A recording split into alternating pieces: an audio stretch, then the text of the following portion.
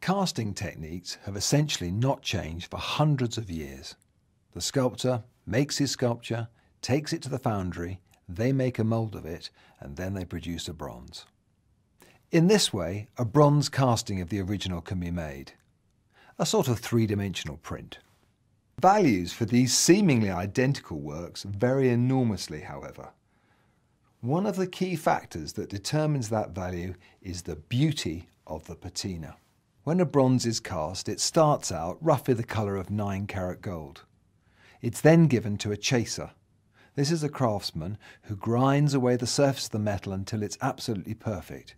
When he's happy with it, he gives it to the patinator. The patinator heats the surface of the metal and applies acid, forcing the surface of the bronze to oxidize. This oxidation causes a colour. The colour is called the patina. Patinating is far from being an exact science.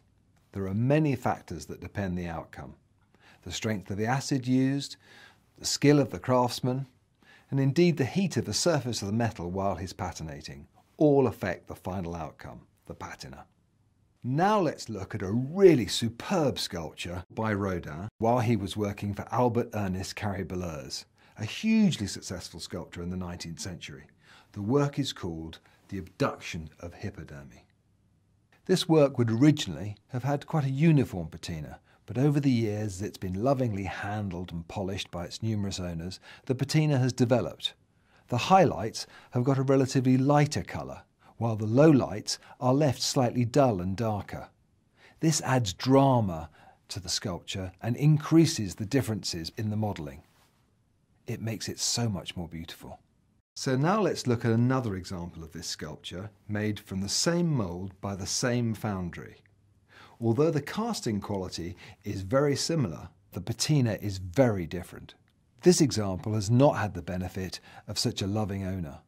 It's probably been kept in a slightly damp environment, and the patina has become dull and matte, and this has really lowered the value and the strength of the modelling. So, two bronzes made from the same mould by the same foundry.